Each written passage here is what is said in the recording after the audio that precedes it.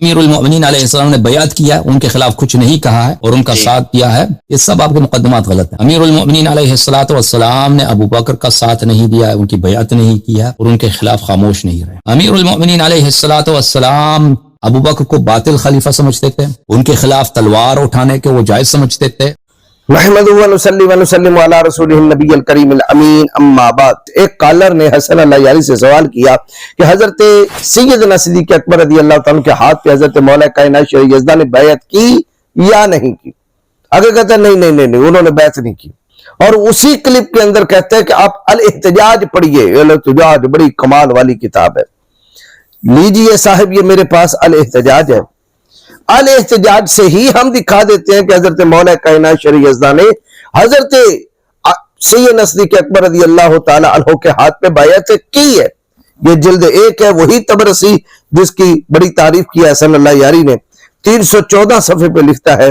کہ وقالا، یعنی حضرت ابوبکر صدیق رضی اللہ تعالیٰ عنہ حضرت علی مرتضی شیر خدا سے کہا، ابسط یدک یا ابا الحسن ابایعک، کہ اے ابو الحسن، یہ کنیت تھی حضرت مولا کائنات شیخ یزدہ کی، اٹھیے اپنا ہاتھ پھیلائیں اور بیعت کریں، ابایعک، میں آپ سے بیعت لینا چاہتا ہوں، فاخبرہ بما قد رأى، اور آپ نے جو کچھ دیکھا اس کو بیان کریں۔ قالا، تو حضرت علی المرتضی شیر خدا کے بارے میں صاحب مصنف وہی احتجاج والا لکھتا ہے، فبسط علی یدہ فمسح علیہ ابو بکر فبایعہ، بس حضرت علی المرتضی شیر خدا نے اپنا ہاتھ بڑھایا اور حضرت ابوبکر صدیق رضی اللہ تعالیٰ کے ساتھ مس کیا اور ان کی بیعت کی، وسلم علیہ، انہیں سلام کہا، وقال لہ، اور انہیں کہا، اور حضرت ابوبکر صدیق نے حضرت علی سے کہا، اخرج الی مسجد رسول اللہ صلی اللہ تعالی وسلم فاخبرہم بما رأیت من لیلتی، فرمایا مسجد نبوی صلی اللہ تعالی وسلم میں آپ تشریف لائیں اور لوگوں کو خبر دیں جو آپ نے بھی میری رات میں، اس رات میں آپ نے دیکھا ہے، وما جرى بینی و بینک، اور ہمارے اور آپ کے درمیان جو باتیں ہوئی ہیں آپ لوگوں کو خبر کریں، وَأُخْرُجْ نَفْسِي مِنْ هَذَا الْأَمْرِ وَأُسَلِّمُ إِلَيْكَ، اور یہ کہہ دیں کہ میرے دل میں جو بات تھی خلافت والی وہ سینے سے نکل چکی ہے، وَأُسَلِّمُ إِلَيْكَ، اور میں ان کو تسلیم کرتا ہوں، یعنی خلیفہ مانتا ہوں۔ فَقَالَ عَلِيٌّ نَعَمْ، تو حضرت مولا کائنات شیخ یزدہ نے کہا، نعم، جی ہاں میں ایسا ہی کروں گا۔ یہ لیجئے صاحب، یہ ہے آپ کی احتجاج طبرسی، لوگوں کو دھوکہ دے رہے ہو، دھوکے میں بڑے ماہر ہو۔ قرآن پاک کہتا ہے یخادعون اللہ والذین آمنوا وما یخدعون الا انفسهم، تم جو لوگوں کو دھوکہ دیتے ہو کہ مسلمان دھوکے میں آ جائیں گے، مسلمان دھوکے میں نہیں آئیں گے، تم خود دھوکے میں ہو جب تمہیں جہنم میں پھینکا جائے گا۔ تو حضرت علی المرتضی شیر خدا نے حضرت سیدنا صدیق اکبر کے ہاتھ پہ بیعت فرمائی۔ اسی طرح دوسرا حوالہ لیجیے صاحب، یہ کشف الغمہ فی معرفت الائمہ ہے، اس کے اندر ہے ابو الحسن علی ربلی کہتا ہے، وقال علی موعدک للبیعۃ العشیۃ فلما صلی ابو بکر الظہر اقبل علی الناس یعذر علی ببعض ما اعتذر به ثم قام علی فعدم من حق ابی بکر وذکر فضیلتہ وسابقتہ ثم قام الی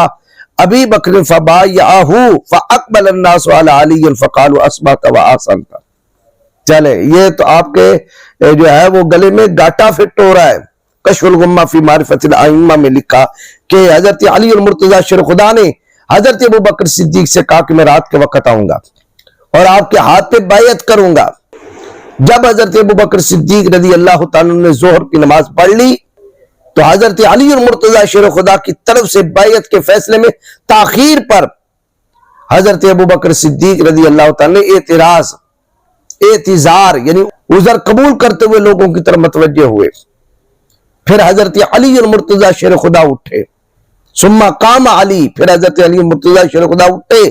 فعدم من حق ابی بکر وذکر فضیلتہ وسابقتہ، اور انہوں نے حضرت ابوبکر صدیق کے حق میں تعریفی کلمات کہے۔ حضرت علی المرتضی شیر خدا نے ان کی فضیلت اور سبقت اسلام کا ذکر کیا ہے کہ نہیں اسلام میں یہ سابق تھے۔ ثم قام الی ابی بکر فبایعہ،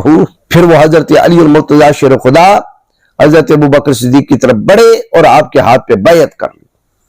فاقبل الناس علی علی، تو تمام لوگ جو تھے وہ حضرت علی المرتضی شیر خدا کی طرف متوجہ ہوئے، قالوا، اور انہوں نے کہا فاصبحت واحسنت، آپ نے بالکل ٹھیک کیا ہے اور صحیح فیصلہ کیا ہے۔ یہ ہے جی کشف الغمہ فی معرفت الائمہ اور احتجاج طبرسی نے میں نے 2 کتابوں سے دکھایا کہ حضرت علی المرتضیٰ شیر خدا نے جناب سید صدیق اکبر کے ہاتھ پہ بیعت کی، لیکن حسن اللہ یاری نے پورے عالم اسلام کو دھوکہ دینے کے لیے کہہ دیا نہیں جی ان کے ہاتھ میں بیعت کی ہی نہیں۔